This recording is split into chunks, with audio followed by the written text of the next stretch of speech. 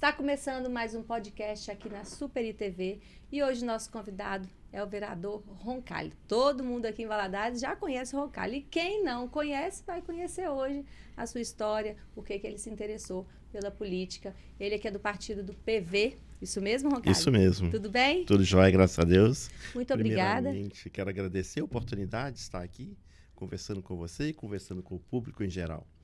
Muito obrigada pela presença, pelo seu tempo. A gente sabe que o vereador trabalha muito e você trabalha muito, porque a gente pode ver isso nas suas redes sociais, que você está sempre, né, em contato com o povo, está sempre trabalhando. E esse é o seu primeiro mandato. É meu primeiro mandato. Com relação a trabalhar muito, essa foi uma das grandes promessas ao meu público. Fazer algo diferente, e fazer a diferença. Né? Não que a gente seja melhor do que os outros, mas a gente tende a ser diferente para fazer diferença. Uhum. E como foi que você resolveu, o que fez com que você entrasse para a carreira política? Porque você é farmacêutico, você tem uma farmácia, não é isso? Sim. Muita gente te conhece. Na verdade, o que motivou foi o trabalho social que eu já desempenho na farmácia há mais de 30 anos. Foi também um convite de um amigo pessoal, Júlio Avelar, que me chamou para a política, me convidou, me insistiu, eu acabei aceitando. Mas eu tenho uma história de bastidores com a política. No tempo da Fassarella, eu militei na política, apesar de nos bastidores, né? Eu era, naquela época, filiado ao PSB e nós participamos diretamente do governo Fassarella. E depois, por N motivos, eu afastei um pouco da política e agora retornei. Com a felicidade de me candidatar e ser eleito logo da primeira vez. Entendi. Lá nas suas redes sociais do Instagram, quem entra no seu Instagram e procura por você, sabe que você é bem ativo, você trabalha mesmo. E aí lá tem você fala de um atendimento itinerante. Como que chama? Gabinete itinerante. Gabinete itinerante. Como que funciona esse gabinete itinerante? O gabinete itinerante, ele é uma ferramenta de comunicação entre a população e a prefeitura através do vereador.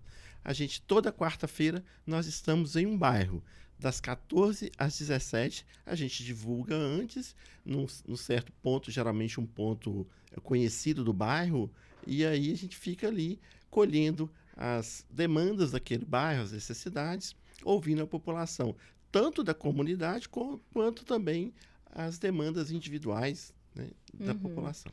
E você, como farmacêutico, você já tem farmácia aqui em Valadares há muitos anos. Você Sim, é de Valadares? 30 anos. Eu sou de Virginópolis, mas eu me considero um valadarense porque eu vim aqui, meus pais mudaram para aqui quando eu tinha 3 anos de idade e hoje eu tenho 60. Então é valadarense. Eu sou valadarense, de coração mesmo. De coração.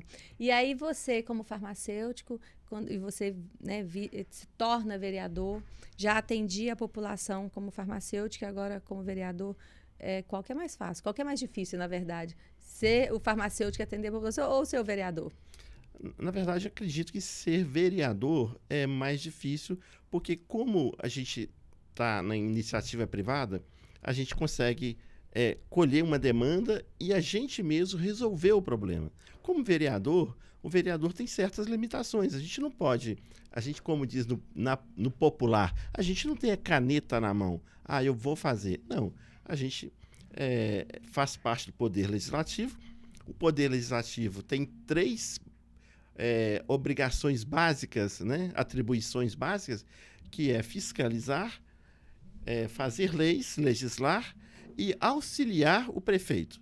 Então, esse auxílio do prefeito, ele é em várias áreas, em todas as áreas praticamente, mas a gente não tem como executar nada. Então, isso se torna mais difícil. A gente pede, a gente cobra, a gente fiscaliza, mas a última palavra não depende da gente, que é ao contrário da farmácia. Na farmácia, a gente manda e desmanda, entre aspas. Você decide, né, lá.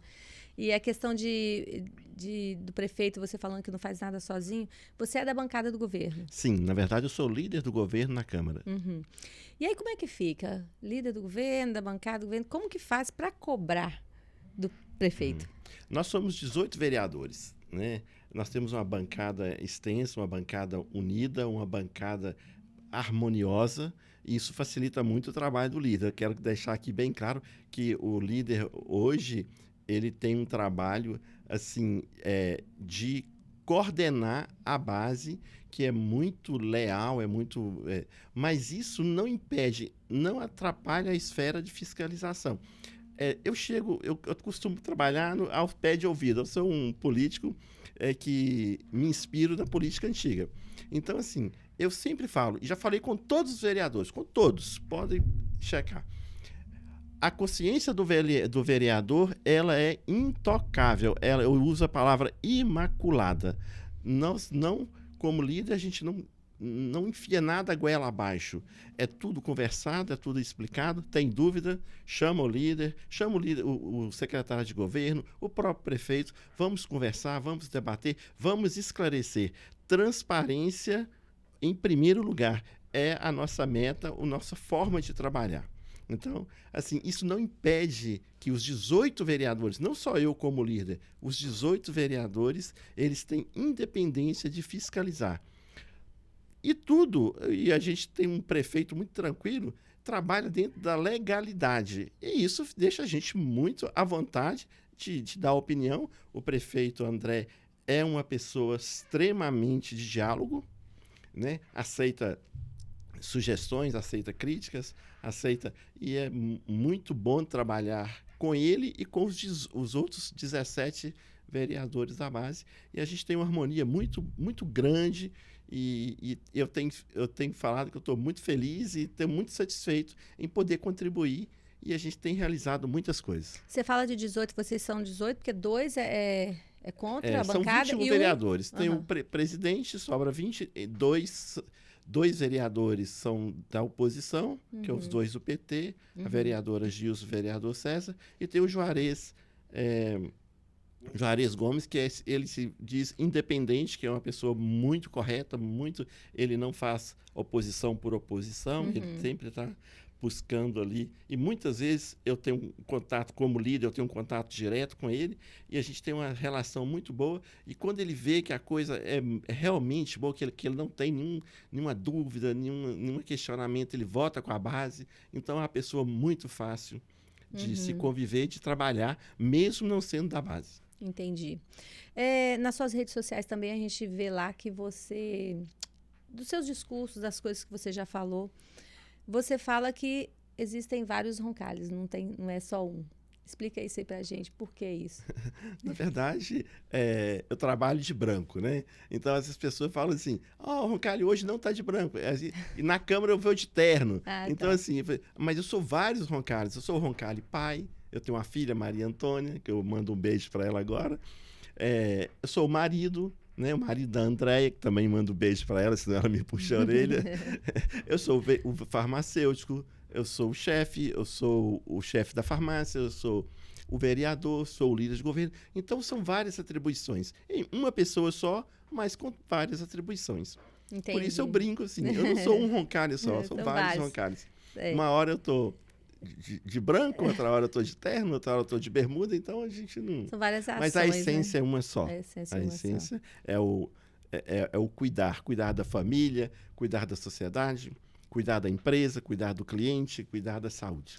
Como é que você faz lá nesse gabinete itinerante? As pessoas não costumam confundir? Ele é farmacêutico, ele tem uma farmácia, tipo, sei lá, de querer, você consegue um atendimento, você me consegue um remédio gratuito, o que é que você faz para mim? Não é difícil?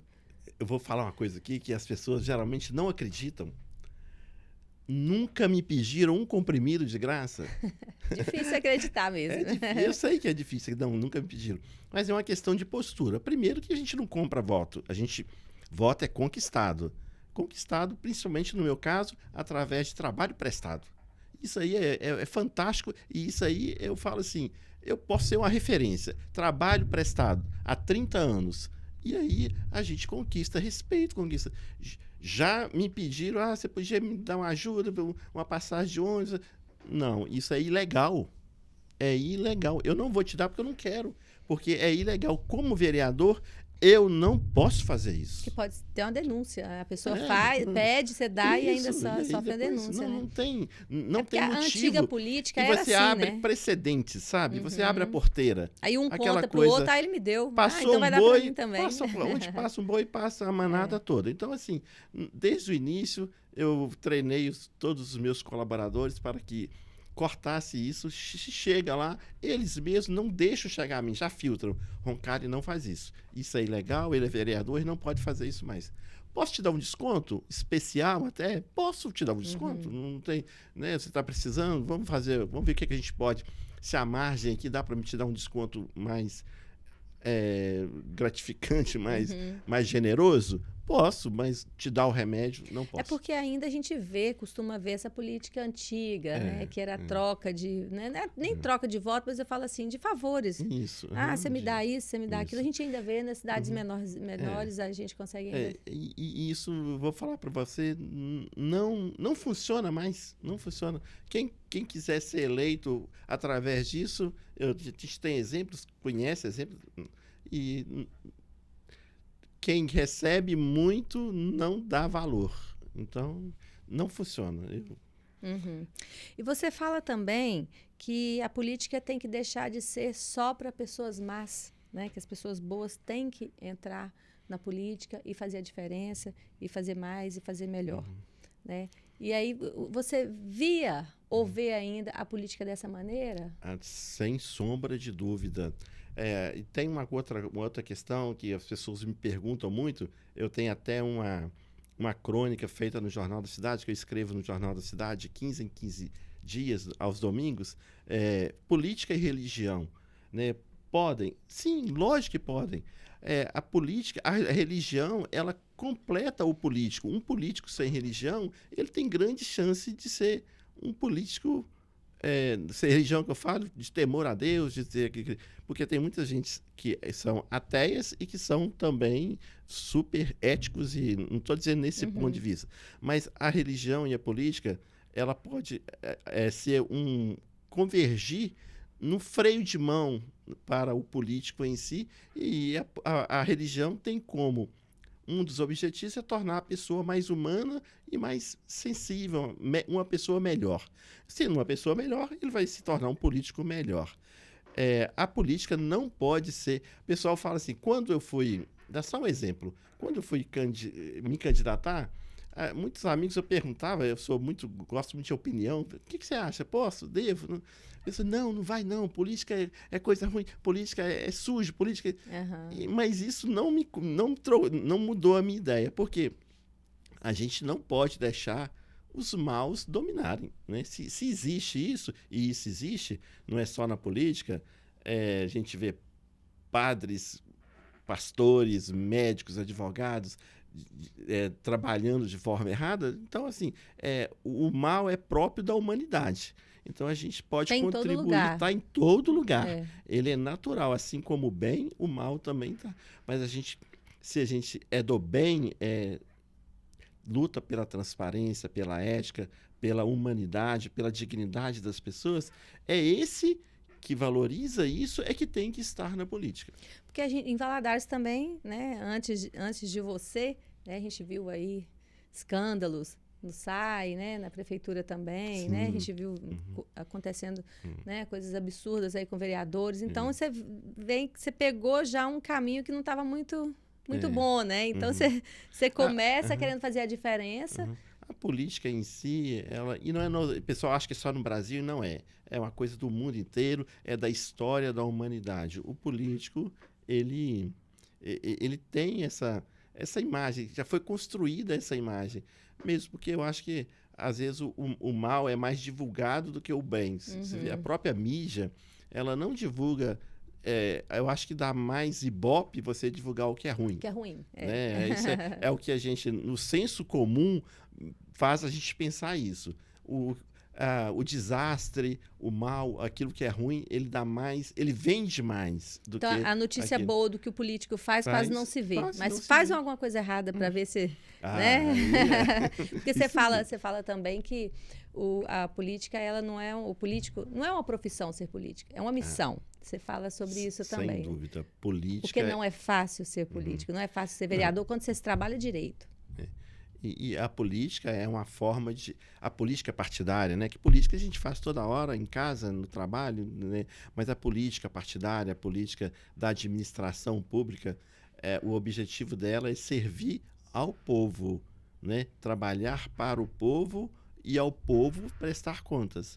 Então, assim, não tem... E eu costumo falar que isso é inegociável.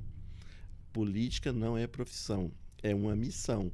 Você pode receber, assim, eu recebo para ser, eu acho que é muito justo, né? Eu deixo o meu negócio, muitas vezes. Dedica a sua vida. Agora né? mesmo, deixei o meu negócio para vir aqui, né? Que pra aqui falar estou de fazendo política. fazendo política.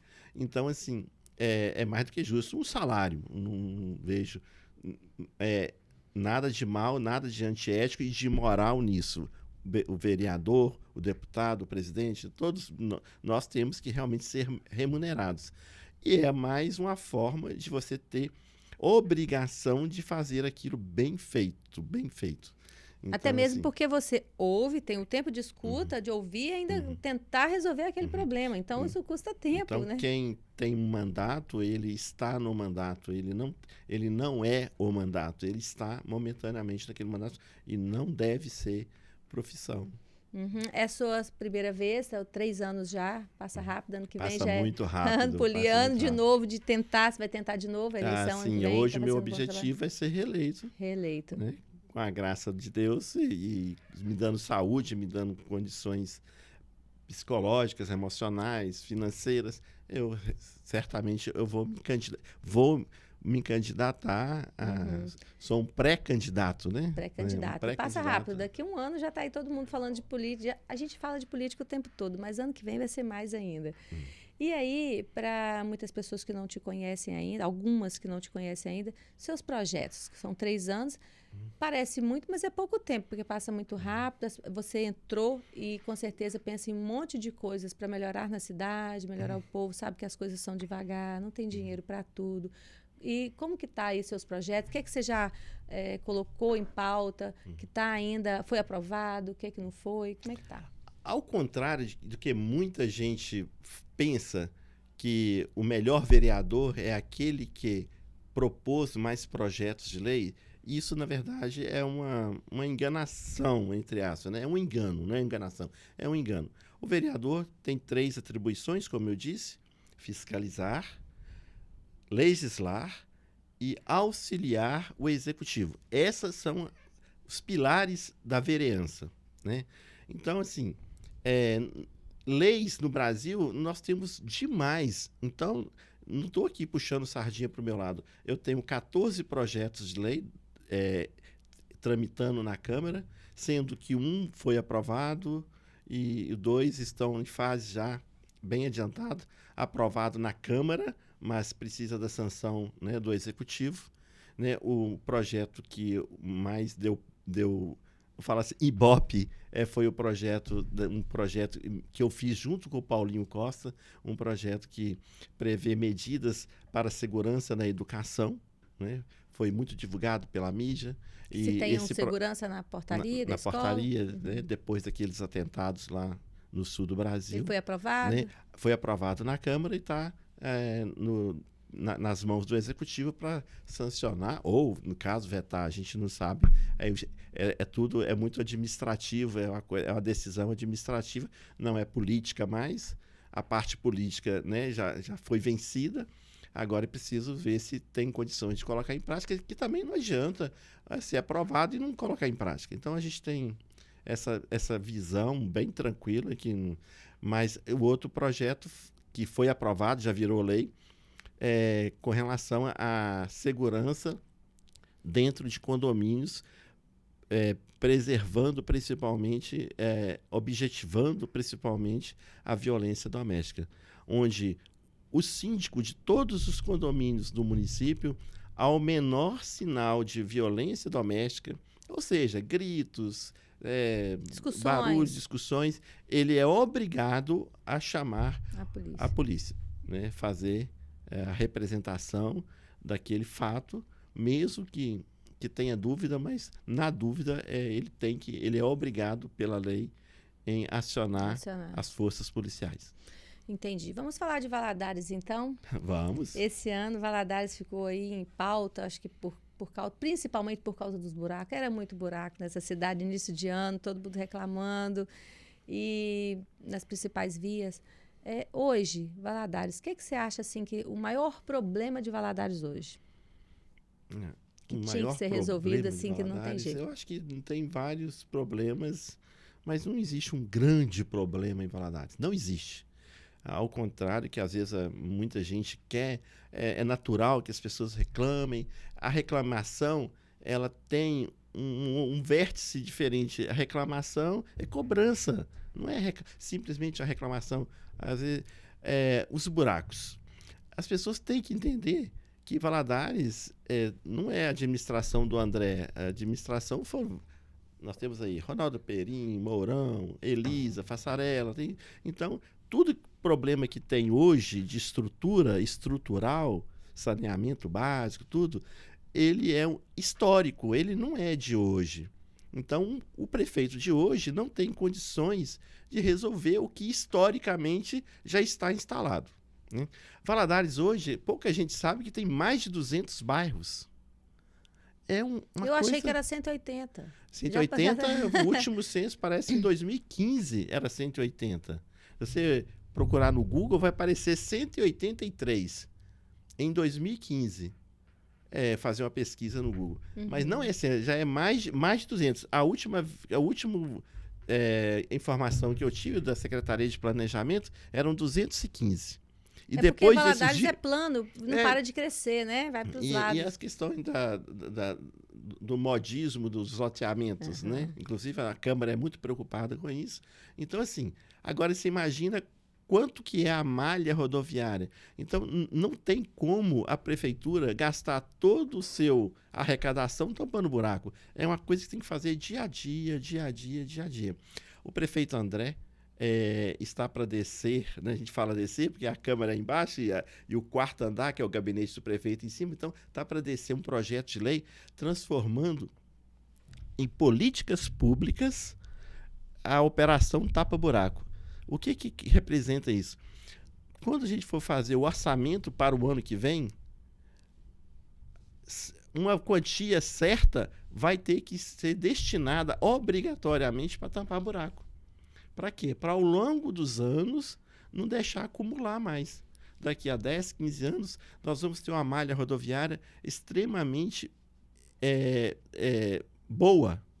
Então, assim, isso o prefeito, a gente tem que bater palma nesse momento, porque ele não está pensando só nele, ele está pensando no futuro da cidade, nas próximas gerações.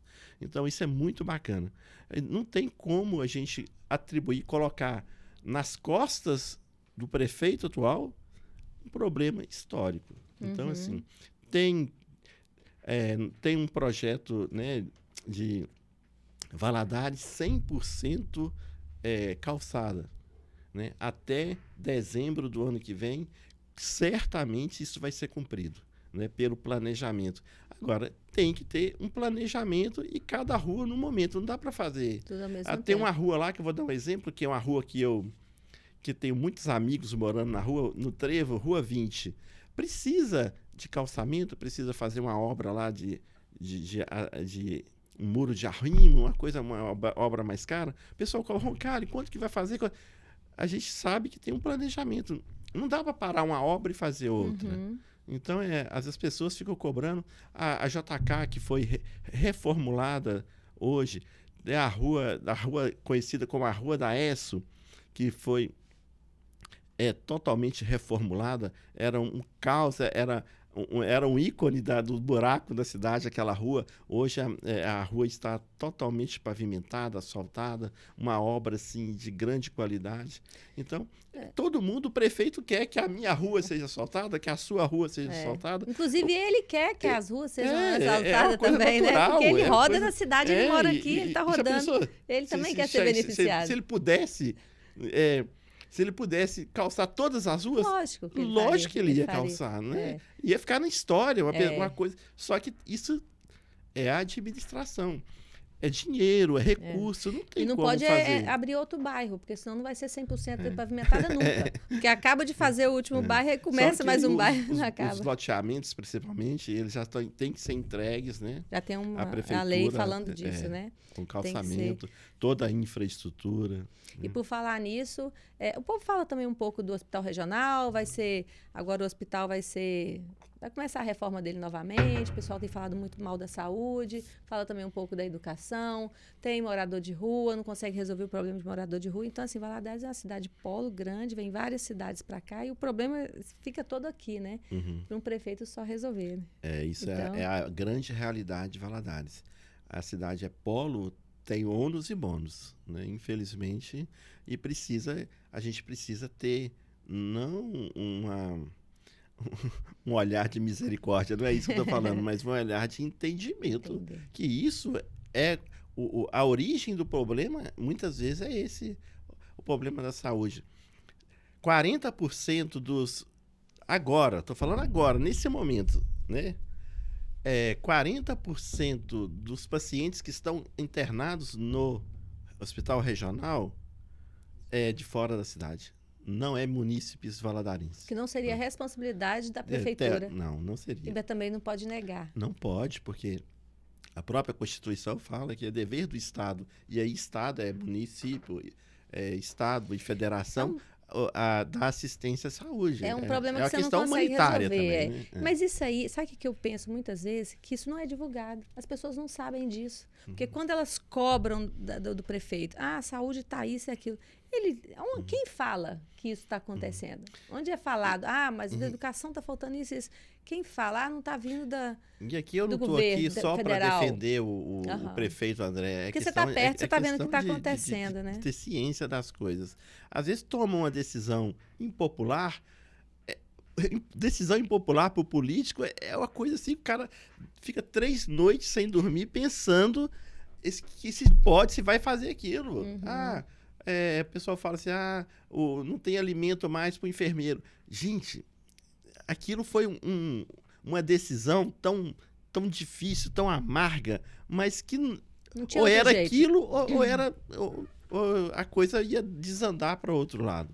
Então, quando o prefeito, seja ele qual for, de qual cidade for, toma uma decisão impopular, ele ali está sofrendo, né, psicologicamente, emocionalmente, até na imagem política dele. Então, não é porque a pessoa quer, prefeito é ruim, prefeito é isso, prefeito é desumano, não tem isso. As pessoas precisam saber que isso não existe. É um ser humano que está ali, que precisa tomar decisões administrativas dentro de uma realidade de recursos. E diante disso, para a gente fechar, qual nota, então, você dá para o prefeito? Eu sou suspeito para falar que eu estou líder dele e sou amigo, então, assim... mas eu posso falar que nem para mim eu dou nota máxima, não posso, né? E não dou para ninguém. Vamos falar assim... vamos dar uma nota para ele passar na prova, né? Passou do vestibular. Nota 7.